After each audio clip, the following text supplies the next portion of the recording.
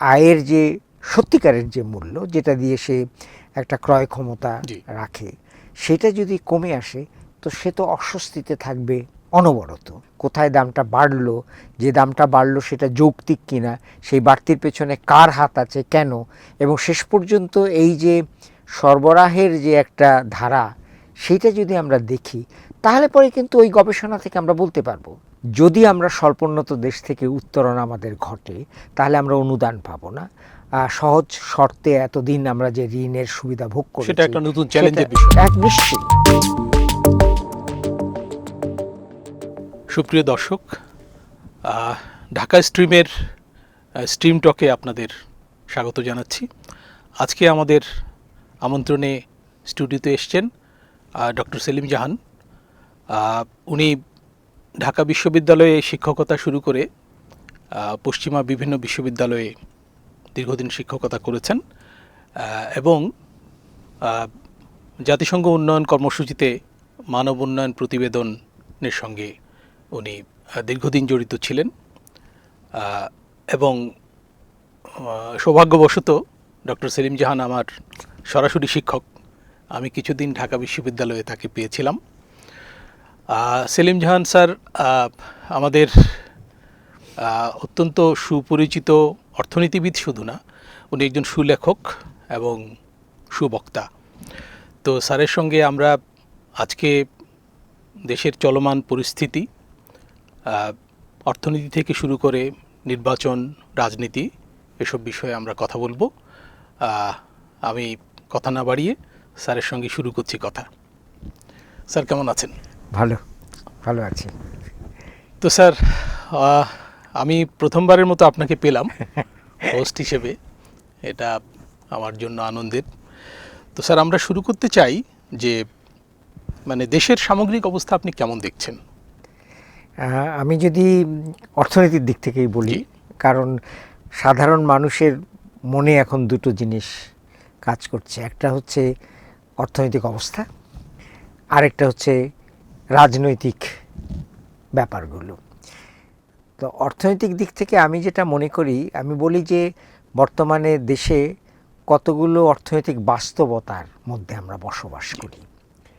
এখন এই বাস্তবতা হয়তো আমাদের প্রত্যেকের ভিন্নতর বাস্তবতা, কারণ আমাদের চালচিত্র ভিন্ন, আমাদের যেখানে আমরা অবস্থান করছি সেটা ভিন্ন। কিন্তু এটা বাদ দিয়েও সাধারণভাবে আমার মনে হয় যে অর্থনীতিতে 5টি বাস্তবতা মোটা দাগের যদি বলি, সেটা খুব গুরুত্বপূর্ণ বর্তমান সময়ের জন্য, এবং আগামীতে যখন আমরা আমাদের অর্থনৈতিক অগ্রযাত্রাই বলি, পথযাত্রাই বলি, যখন শুরু হবে নির্বাচন উত্তর সরকারের সময়, তার জন্য একটি বাস্তবতা আমার কাছে খুব মনে হয় যে বর্তমান সময়ে বঞ্চনার যে মাত্রা এবং বঞ্চনার যে গভীরতা, সেটা বাংলাদেশ অর্থনীতিতে অনেক বেশি ব্যাপ্ত। স্যার, এটা কি নতুন করে বেড়েছে? এটা নতুন করে বেড়েছে। আমরা যদি সামষ্টিক একটা উপাত্তের দিকে তাকাই, যেমন দারিদ্র্যের কথাই যদি বলি, দীর্ঘদিন যাবৎ দারিদ্র্য কমে এসছিল। গত 3 বছরে দেখা গেছে যে দারিদ্র্য সত্যিকার অর্থে তার আপাতন 18% থেকে 21% হয়েছে, এবং বর্তমানে বাংলাদেশে 3,60,00,000 লোক দারিদ্র্য সীমার নিচে বাস করে। সেই সঙ্গে বলা হচ্ছে যে 6,20,00,000 লোক ঝুঁকিতে আছে। যদি দুটোকে একত্র করি, প্রায় 9 কোটি লোক, অর্ধেকেরও বেশি। তো এটা একটা বঞ্চনার দিক। তো এটা তো গেল সামষ্টিক পর্যায়ে। আমি যখন ব্যষ্টিক পর্যায়ে আসি, তখনও দেখি যে নানানভাবে বঞ্চনা হচ্ছে। যেমন একটা জরিপে দেখা গেছে যে যারা আজকে দরিদ্র মানুষ, প্রান্তিক মানুষ, তারা দুবেলা ভাত খাচ্ছেন না বা ভাত খাওয়ার সামর্থ্য নেই, তারা একবেলা রুটি বা বিস্কুট খাচ্ছেন। ঢাকা শহরে যাদের আয় 10,000 টাকার কম, তাদের প্রায় 88%ই দেখা যাচ্ছে যে খাদ্যে এক ধরনের বঞ্চনার মধ্যে আছেন। তো এটা যে আমরা পুষ্টি পরিস্থিতির অবনতি হয়েছে এবং শিশু মৃত্যুর হার বেড়ে গেছে, যাতে আমরা বলি যে অনূর্ধ্ব 5 বছরের শিশু মৃত্যুর হার বেড়ে গেছে। এটা এই যে বঞ্চনার একটি চিত্রটি, এটি একটি বাস্তবতা, এবং এটা আমাদের প্রত্যেকের জীবনকে, এটার একটা অভিঘাত এখানে আছে। যেমন আজকে পেঁয়াজের কথা যদি বলি, জি। তো পেঁয়াজের কেজি 130 টাকার কাছে চলে গেছে, এবং আমদানির পরও পরিস্থিতির উন্নতি আমদানির পরেও পরিস্থিতির হচ্ছে না। উন্নতি হচ্ছে না, এবং মূল্যস্ফীতি এটা আবারও ঊর্ধ্বমুখী বলে অনেকে মনে করছে। তো এই বাস্তবতা আমাদের যে বঞ্চনার যে জীবন সাধারণ মানুষের, সেটার একটা বড় বাস্তবতা। দ্বিতীয় যে বাস্তবতার কথা আমি বলতে চাচ্ছি, সেটা আমরা প্রত্যেকে জানি, তার জন্য কোনো উপাত্তের দরকার নেই, কিন্তু ঢাকা শহরে হাঁটলেই বোঝা যাবে। সেটা হচ্ছে অসমতার বাস্তবতা। জি এবং অতি সম্প্রতি 2-1 দিন আগে বৈশ্বিক অসমতা প্রতিবেদন বেরিয়েছে, এবং বাংলাদেশের ক্ষেত্রে বলা হয়েছে যে একেবারে উপরের দিকে যে 10% মানুষ আছেন, তারা এই দেশের 58% সম্পদের মালিক, জি এবং নিচের দিকে যারা 50% রয়েছেন, মানে অর্ধেক জনগোষ্ঠী, তাদের আওতায় আছে মাত্র 4% সম্পদ। তো এই যে একটা বিরাট ফারাক সম্পদের বন্টনের, সেটা এক ধরনের, আমি বলবো যে আমাদের বাস্তবতা।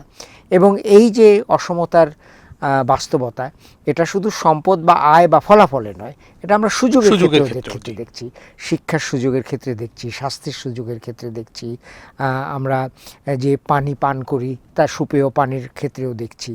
তো এই অসমতাটা শুধু অর্থনৈতিক দিক থেকে নয়, আমি যদি রাজনৈতিক দিক থেকে বলি, তাহলে যে জাতীয় আলাপ আলোচনা বর্তমানে হচ্ছে নির্বাচন নিয়ে, অন্যান্য বিষয় নিয়ে, তাতে কি দরিদ্র প্রান্তিক মানুষের কণ্ঠস্বরের একটা জায়গা আছে, তাদের অংশগ্রহণের জায়গা আছে? জায়গা নেই। সামাজিক থেকে আমরা দেখতে পাচ্ছি যে অসমতা বাড়ছে, যারা পাহাড়ি জনগণ আছে সমতলের সঙ্গে একটা অসমতা বাড়ছে।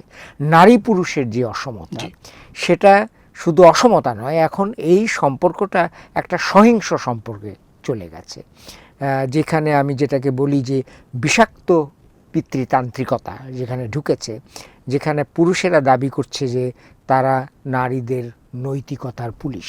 জি।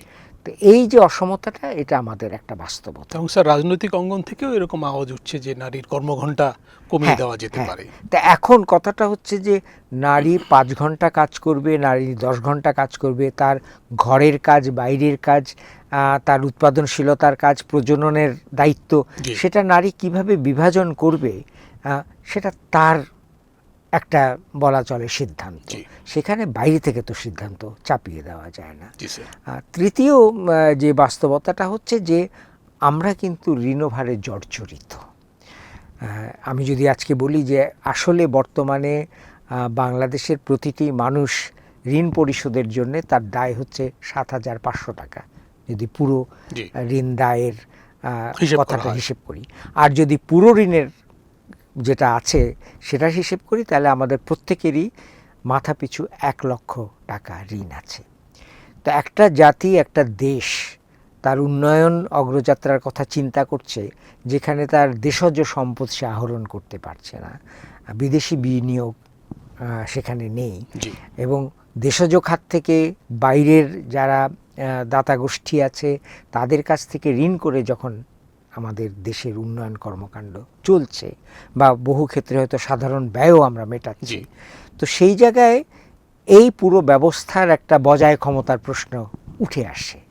তো এটা আমার মনে হয় যে এটাও আমাদের একটা বাস্তবতা। স্যার, এটা কি আগামীতে নতুন সরকার এলে, মানে নির্বাচিত সরকার এলে, তার জন্য তো একটা প্রেশার হবে? তার জন্য এটা একটা বড় রকমের দায় হবে, কারণ কথাটা হচ্ছে যে যারা আমাদেরকে ঋণ দিচ্ছে তাদের ঋণের যে সময়সীমা পরিশোধের, সেটা কিন্তু ছোট করে নিয়ে আসছে বিশ্বব্যাংক, আন্তর্জাতিক মুদ্রা ভান্ডার, অন্যান্য বহুজাতিক প্রতিষ্ঠান।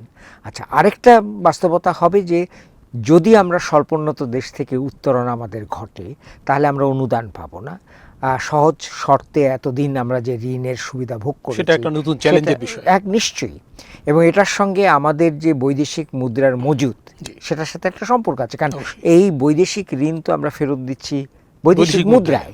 এখন সেই বৈদেশিক মুদ্রার যে মজুদ, সেটার মধ্যে যদি একটা অস্থিতিশীলতা দেখা দেয়, যেটা এখন কিছুটা স্থিতিশীল আছে, কিছুটা স্থিতিশীল আছে, কিন্তু যখনই আমরা ঋণ পরিশোধ করতে যাব তখন কিন্তু মজুদ কমে যাবে, এবং সেই ক্ষেত্রে কিন্তু আমাদের এটাও একটা এবং একই বাস্তবতা। সঙ্গে অর্থনীতিতে যদি গতিশীলতা আসে হ্যাঁ, তাহলে তো আমদানি বেড়ে যাবে, তাহলে আমদানি বেড়ে যাবে, আমদানির চাহিদা আমদানির বেড়ে খরচ যাবে, খরচও তো আমাদের বহন বেড়ে করতে হবে, জি।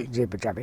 আর শেষ কথা যে বাস্তবতাটা আমি বলছি যে আমরা সাধারণত অর্থনীতিবিদেরা, তুমি আমি আমরা অর্থনীতিকে খুব বিমূর্তভাবে দেখি, কিন্তু আজকের যে অর্থনৈতিক বাস্তবতা এটার সাথে রাজনীতি জড়িত আছে, সমাজনীতি জড়িত আছে, নৃতত্ত্ব জড়িত আছে, এবং রাজনীতি এবং রাজনৈতিক ব্যবস্থার সাথে এর যে জড়িত থাকা, সেটার একটা প্রতিফলন ঘটছে যে আমরা অর্থনীতিতে নানান রকমের চাপ আমরা দেখতে পাচ্ছি।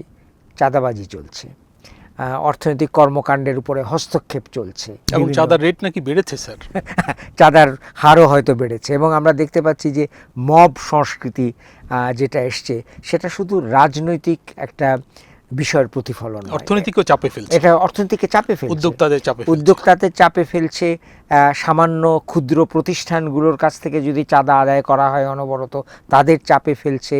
এবং তখন এবং স্যার অর্থ উপদেষ্টা স্বীকার করছেন এটা, হ্যাঁ, সেটা যে স্বীকার বন্ধ করছে। করা যাচ্ছে না, এটা বন্ধ করা যাচ্ছে না, কিন্তু তাতে অসুবিধাটা হচ্ছে যে তাহলে পরে যে আস্থা, একটা স্থিতিশীল অর্থনীতি থাকার জন্যে সাধারণ ক্ষুদ্র উদ্যোক্তাদের বা বৃহৎ উদ্যোক্তাদের বা অর্থনৈতিক প্রতিষ্ঠানগুলোর যে একটা আস্থার জায়গা, সেই আস্থা যদি নষ্ট হয়ে যায় তাহলে কিন্তু পুরো সমাজ কাঠামোতে তো অবশ্যই অর্থনীতি, রাজনীতিতেও একটা অস্থিতিশীলতা দেখা দেবে। সুতরাং যদি বলা হয় যে আমাদের কিছুই কি উন্নতি হয়নি, আমি মনে করি যে যেখানে সামান্যতম কিছু কিছু জায়গায় পরিবর্তন হয়েছে, হয়তো ইতিবাচক পরিবর্তনই হয়েছে, কিন্তু তার পরিমাণ এত সামান্য, তার ব্যাপ্তি এত কম। যেমন স্যার উদাহরণবশত যেমন যদি আমরা বলি যে ব্যাংকিং খাতে যদি বলি, তাহলে আমরা বলবো যে হ্যাঁ, ব্যাংকিং খাতে এখন বিভিন্ন ব্যাংকের পরিচালনা পর্ষদটাকে আমরা একটু সাজিয়ে গুছিয়ে নিতে পেরেছি। ব্যাংকিং খাতে যদি আমরা বলি তাহলে বলবো যে বাইরে থেকে শ্রমিকদের যে পাঠানো অর্থ সেটা বেড়েছে। ব্যাংকিং খাতে যদি আমরা বলি তাহলে কিছু কিছু শৃঙ্খলা আমরা আনতে পেরেছি, কিন্তু তার সঙ্গে সঙ্গে যে অন্যান্য যে সমস্ত ব্যাপারগুলো ব্যাংকিং খাতে ঘটছে, সংস্কারের কথা যেগুলো বলা হয়েছে, আমরা তো সেটা দেখছি না। রাজস্ব খাতে এখনো আমরা নির্ভর করছি। ব্যাংক ঋণের সুদের হার তো এখনো বেশ উচ্চ। হ্যাঁ, এখন এখানে আমার একটু বক্তব্য আছে, এবং বক্তব্যটা হচ্ছে যে সুদের হার উচ্চ রাখার পেছনে যুক্তি দেখানো হচ্ছে যেহেতু আমাদের মুদ্রাস্ফীতি বা মূল্যস্ফীতি বেশি, সুতরাং যতক্ষণ পর্যন্ত এটা 5 বা 6% নিচে না নামবে ততক্ষণ পর্যন্ত কমানো যাবে না। এখন সুদের হার হচ্ছে একটা মাত্র পন্থা, এটার অন্য রকমের পন্থা রয়েছে, এবং যদি মূল্যস্ফীতির মূল কারণ এটা কাঠামোগত হয় তাহলে সুদের হার চড়া রেখেও এই মূল্যস্ফীতি কমানো যাবে না। মধ্যখান দিয়ে উদ্যোক্তাদের কাছে তারা যে ঋণ গ্রহণ করতে পারতেন সেটা তাদের জন্য ব্যয়সাধ্য হবে। তা এখন ঋণ খেলাপির হার বেড়ে যাবে, অনেক বেড়ে যাবে, এবং এটা তো তুমি জানো যে ঋণ খেলাপিতে বাংলাদেশ এখন সারা বিশ্বে 1 নম্বরে আছে। এবং এই প্রশ্নটা আমাদের করতে হবে যে ভারতে এখন মূল্যস্ফীতি হচ্ছে 0.2%। শ্রীলঙ্কার উদাহরণ আমি দেই যে গত 2 বছরে 70% থেকে 1% এনেছে। তা আমাদের এটা এখন দেখার প্রয়োজন রয়েছে যে এটা কি শুধুমাত্র অর্থনৈতিক একটা বিষয়, যেটা কি অর্থনৈতিক পন্থা দিয়ে আমরা এটার মোকাবেলা করতে পারবো, শুধু মুদ্রানীতির বিষয়, হ্যাঁ, অথবা এটা আসলে প্রাতিষ্ঠানিক কাঠামোগত বিভিন্ন জায়গায় অন্তরায় রয়ে গেছে যেগুলো না সরানো পর্যন্ত এটা কিন্তু আমরা কমাতে। এবং রাজনৈতিক উপাদানও আছে, এবং রাজনৈতিক উপাদান আপনি বলছিলেন চাঁদাবাজির কথা, হ্যাঁ নিশ্চয়ই রাজনৈতিক উপাদানও আছে। তো সেইটা যদি আমরা দেখি তাহলে নিশ্চয়ই কোনো কোনো জায়গায় সামান্যতম পরিবর্তন হয়েছে, কিন্তু যে সংস্কারের কথা বলা হয়েছিল, যে সংস্কারের প্রত্যাশা মানুষের মনে ছিল, যে স্বস্তির আশ্বাস মানুষ পেয়েছিল, সেই জায়গাতে কিন্তু ঘাটতি আছে, এটা আমাদের স্বীকার করতেই হবে। স্যার অর্থনৈতিক সংস্কার কমিশন তো হয়নি, না, অনেক সংস্কার কমিশন হয়েছে, তার মধ্যে এটা হয়নি। শিক্ষা সংস্কার কমিশনও হয়নি। তো স্যার যদি অর্থনীতি সংস্কার কমিশনের কথাই তুলি, এটা হলো না কেন? আপনার কেন মনে হয়, কি মনে হয় এটা? এটা এক হতে পারে যে যারা এই সংস্কার কমিশনগুলো করেছেন তারা হয়তো মনে করেছেন যে অর্থনীতি বিষয়টিকে আমরা ভেঙে ভেঙে ভেঙে দেখব। যেমন অর্থনৈতিক সংস্কার কমিশন হয়নি, কিন্তু একটা শ্বেতপত্র প্রকাশ করা হয়েছে, হ্যাঁ, সেটা বাংলাদেশ অর্থনীতির অসুবিধে কি, কোন অবস্থানে আছে সেটা বলেছে, অর্থ পাচার ইত্যাদি বিষয়। সামষ্টিক অর্থনীতির ওপরে কিন্তু একটা কমিশন না, একটা যেটাকে বলে একটা পর্ষদ গঠন করা হয়েছিল, তাদেরও একটা প্রতিবেদন আছে। এছাড়া ধরো অন্যান্য বিষয়ের উপরে যেগুলো অর্থনীতি সম্পৃক্ত তার উপরে একটা পর্ষদ কমিশন না হলেও এটা হয়েছে। কিন্তু যেমন তুমি অর্থনৈতিক কমিশনের কথা বলেছো, এটা হয়নি। শিক্ষার কমিশন হয়নি, কৃষির ওপরও তো কোনো কমিশন হয়নি। এবং একটা তো দাবি যারা কৃষি নিয়ে কাজ করেন বলেছেন যে একটা কৃষি কমিশনও করার প্রয়োজন আছে। শুধু এই জন্য নয় যে এটা আমাদের অর্থনীতির মেরুদণ্ড না হলেও কর্মনিয়োজনের মেরুদণ্ড, এবং সেই সঙ্গে সঙ্গে কৃষিতেই যে সমস্ত উন্নতি, যে সমস্ত উদ্ভাবন, যে সমস্ত সৃষ্টিশীলতা, কর্মকুশলতা আছে সেগুলোকে আরও বাড়িয়ে আরও সামনে নিয়ে যাওয়ার জন্য একটা উদ্যোগ তো আমরা দেখতে পাচ্ছি। তো স্যার, কৃষিক্ষেত্রে আপনি মানে সচলতা কেমন দেখছেন? যেমন এখন তো আমন উত্তোলন মৌসুম চলছে, আমরা তো চাল আমদানি কিন্তু করছি, এবং অনেক দিন পরে আমাদের চাল আমদানিতে যেতে হয়েছে। এটা বিগত সরকার কিছুটা শুরু করেছিল, এই সরকার কিন্তু ব্যাপকভাবেই করছে। সরকার নিজেও চাল আমদানি করছে তার যে মজুদ সেটা বাড়ানোর জন্য। এটা বোধহয় একটু সন্তোষজনক ছিল না। তো এবং এখন তো শীতকাল শুরু হয়েছে, তো শীতকালকে তো আমরা উৎপাদন মৌসুম বলি। একদম রবি শস্য, পেঁয়াজ, নতুন পেঁয়াজ উঠতে শুরু করেছে, নতুন আলু উঠে গেছে বাজারে, তো শাকসবজি আসছে, এবং শাকসবজির বেশিরভাগটা তো শীতকালেই হয়। নিশ্চয়ই। তো স্যার, আপনি কি প্রত্যাশা করেন যে এগুলোর প্রেসারে মূল্যস্ফীতি পরিস্থিতির উন্নতি হবে? এখন কথাটা হচ্ছে দুটো কথা, একটা চাল আর বাকিটা আমি চালের বাইরে যেটা বলার সেটা বলছি। এখন দেখতে হবে যে একসময় কিন্তু আমরা বলতাম যে চালে আমরা স্বয়ংসম্পূর্ণ, তো কোন অর্থে বলতাম? এখন একটা অর্থ হতে পারে যে আমাদের যদি প্রত্যেকে 1 কেজি চাল লাগে, তাহলে পরে যদি 18 কোটি লোকের 18 কোটি কেজি লাগে, তাহলে 18 কোটি কেজি আমরা তৈরি করছি কিনা, অর্থাৎ আমাদের প্রয়োজন যতটুকু, আমাদের উৎপাদন ততটুকু আছে কিনা, সেই অর্থে হয়তো স্বয়ংসম্পূর্ণ বলা হয়েছিল। কিন্তু চালের ক্ষেত্রে একটা বড় প্রশ্ন হচ্ছে বন্টন। যারা চালের যাদের প্রয়োজন আছে, চালের উপরে যারা নির্ভরশীল তাদের ভোগের জন্যে, যারা হয়তো গ্রামের প্রান্তিক মানুষ, দরিদ্র মানুষ, চাল ডাল একটা শাক এটার উপরেই তো নির্ভর করে। তো বন্টনে যদি মানে অসমতা থেকে থাকে, বন্টন যদি ঠিক মতো না হয়, তাহলে পরে দেখা যাবে যে সেখানে মানুষের যে প্রয়োজন সেটা কিন্তু মিটছে না, এবং যে অর্থে আমরা স্বয়ংসম্পূর্ণ বলছি সেটা তো হচ্ছে না, কারণ প্রত্যেকটা ব্যক্তি তো আর তখন স্বয়ংসম্পূর্ণ হচ্ছে না তাহলে। 1, 2 নম্বর, শাকসবজি এবং চাল দুটোর কথাই বলছি। এই মৌসুমে সাধারণভাবে প্রথাগতভাবে ঐতিহাসিক দিক থেকে আমরা দেখেছি যে দাম কমে আসে, কারণ সরবরাহ বাড়ে, বাজারে সরবরাহ বাড়ে, নতুন সরবরাহ আসে, সেই জন্য দাম কমে আসে। তো এখন একটা মানে অত্যাশ্চর্য ব্যাপার হচ্ছে যে সরবরাহ বেড়েছে আমরা সবাই বলছি, এবং নতুন রবি শস্য বলো, শাকসবজি এগুলো বাজারে আসছে, কিন্তু দাম কমছে না।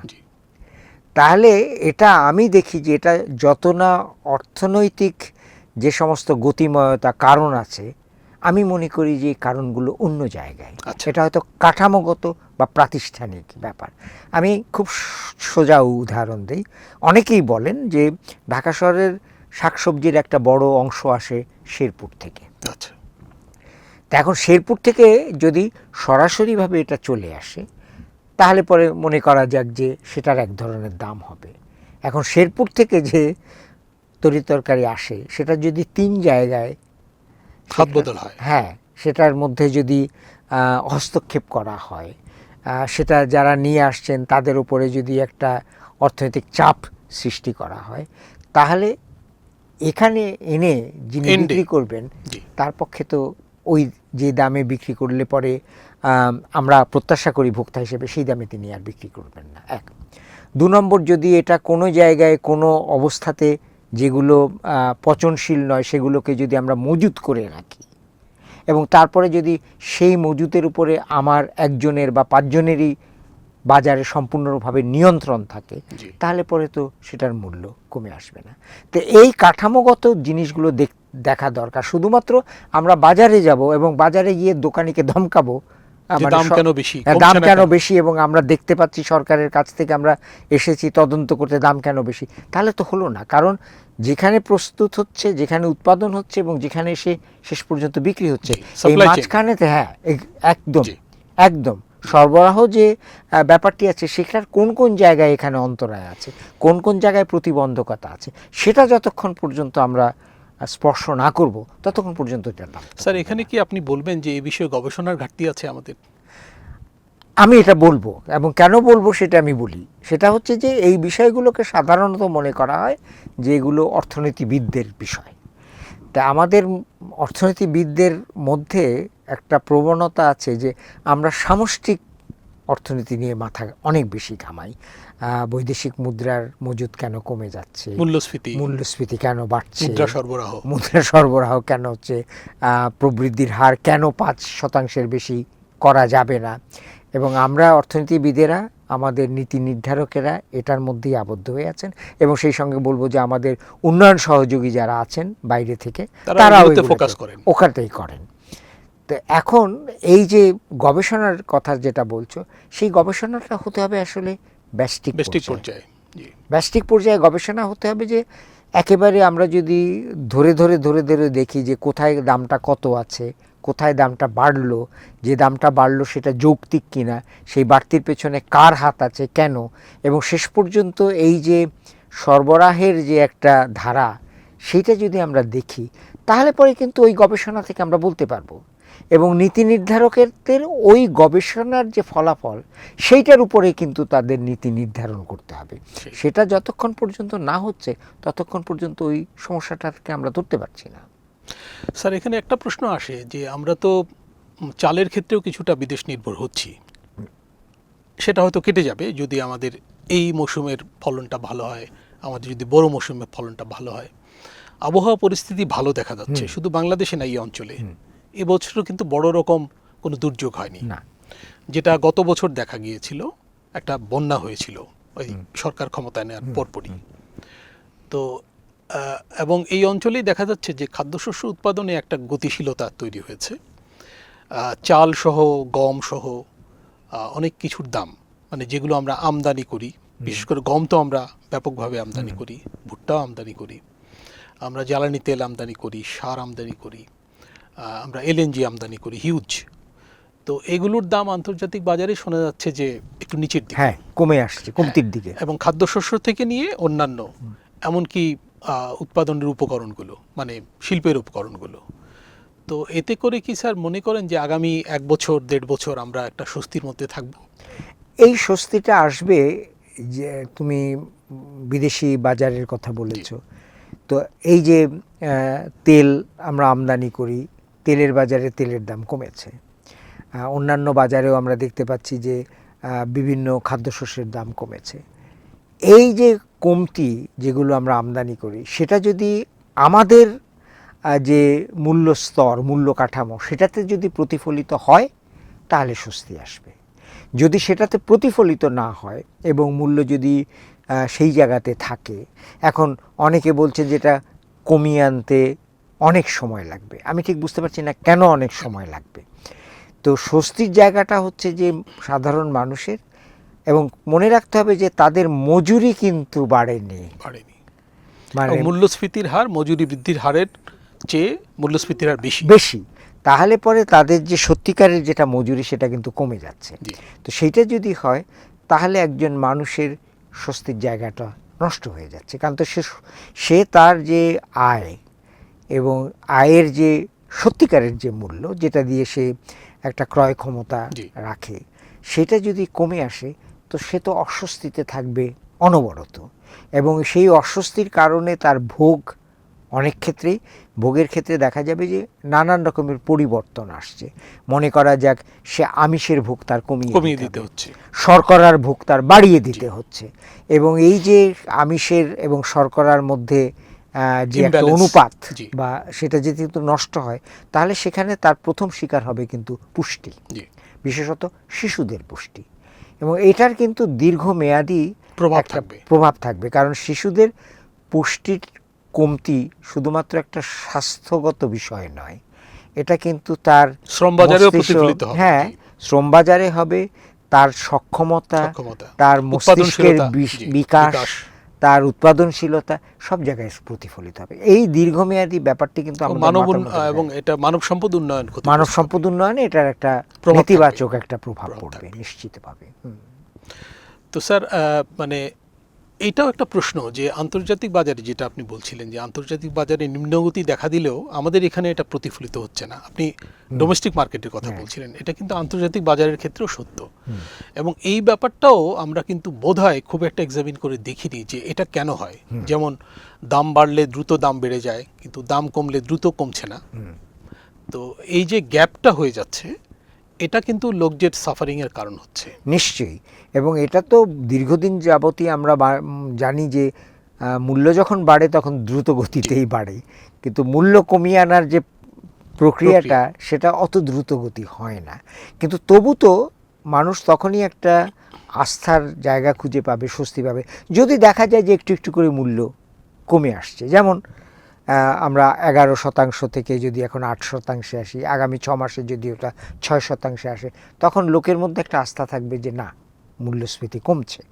কিন্তু যদি আবারও 8% থেকে 9% হয়, যখন এটা আমরা দেখতে এটা অস্থিরতা দেখা যাচ্ছে, অস্থিরতা কখনো বাড়ছে কখনো কমছে, তখন তো একটা বিশ্বাসযোগ্য এবং একটা প্রত্যাশাবাদী একটা ব্যাপার আমরা ঘটতে দেখছি না।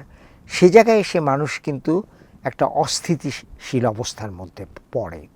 কারণ এদিকে দেখতে হবে যে আমরা সরকারি কর্মচারীদের বেতন কাঠামো আমরা বাড়ছি, কিন্তু যারা মনে করা যাক যে ক্ষুদ্র উৎপাদক, যারা শ্রমিক হিসেবে বেসরকারি খাতেই তো বেশি কর্মশক্তি, হ্যাঁ, তো তাদের, এবং শুধু বেসরকারি খাত নয়, তার মধ্যে তো অনানুষ্ঠানিক খাত আছে, এবং সেখানে যদি তাদের মজুরি না বাড়ে, এবং খুব কম খাতেই ন্যূনতম মজুরির ব্যাপারটা আছে, হ্যাঁ, সেটা কিন্তু আমরা নিশ্চিত করতে পারি না, আমরা নিশ্চিত করতে পারছি না। তাহলে পরে সাধারণ মানুষের মানে জায়গাটা কোথায়, তার স্বস্তির জায়গাটা কোথায়? এবং এই প্রশ্ন যদি আমরা আমাদের নিজেদেরকে করি যে ঢাকা শহরে ধরা যাক একজন কর্মী, তিনি 20,000 টাকা বেতন পান ধরে নিলাম, এবং দুটো সন্তান নিয়ে ঢাকা শহরে, তাকে বাড়ি ভাড়া দিতে হয়।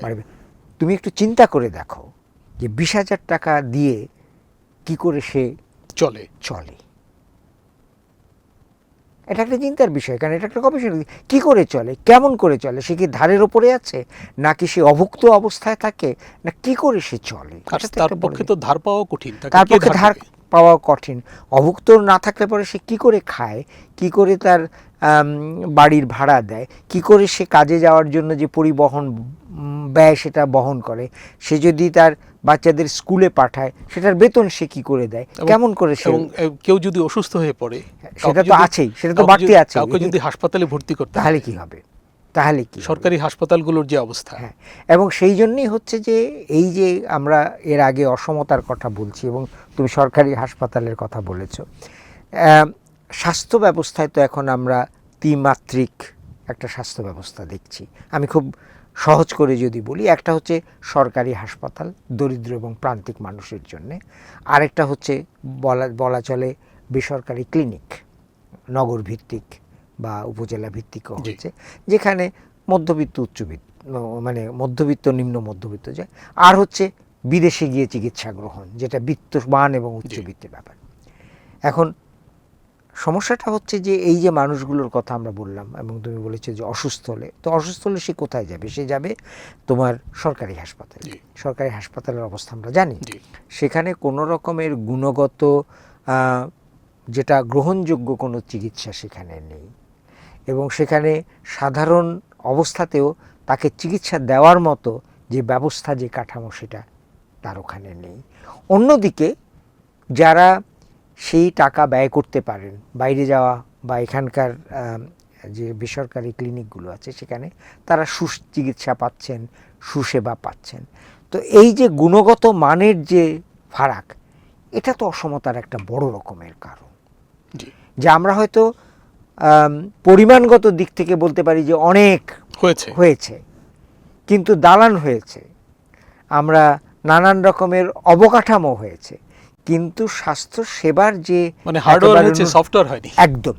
একদম ঠিক কথা বলেছো, যে ন্যূনতম যে জিনিসগুলো দরকার, যে ডাক্তার, সেবিকা, ঔষধপত্র সেখানে তো হয় না। টেস্টের ব্যবস্থা হ্যাঁ, দেখা গেল দুটো পরীক্ষা টেস্ট করে। হচ্ছে, তিনটা টেস্ট বাইরে থেকে করতে হচ্ছে, হ্যাঁ, এবং একদম। এক্সপেন্সিভ যেগুলো সেগুলো বাইরে থেকে করতে হচ্ছে। একদম একদম। তো এইটা যে 20,000 টাকা বেতনে একজন মানুষ জি।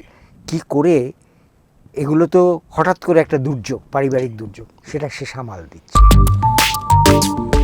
সেটা হচ্ছে অন্তর্বর্তীকালীন সরকার, হচ্ছে অন্তর্বর্তীকালীন সরকার। জাতীয় নির্বাচনের সঙ্গে গণভোটও হতে যাচ্ছে, এই পুরো ব্যাপারটা আপনার কাছে কেমন মনে হয়? আমি মনে করি না যে এমন কিছু কাজ হয়েছে যেটার জন্য আমরা মনে করব যে আমরা এই সরকারকে সাধারণ মানুষ স্মরণ করবে। তেমনিভাবে বয়োজ্যেষ্ঠদেরকে অপমান করার, অন্যকে অপমান করার, অন্যের প্রতি সহনশীলতার অভাবের যে একটা মূল্যবোধ তৈরি হয়ে গেছে বা একটা সংস্কৃতি, অপসংস্কৃতি তৈরি হয়ে গেছে, এটা অসম্ভব।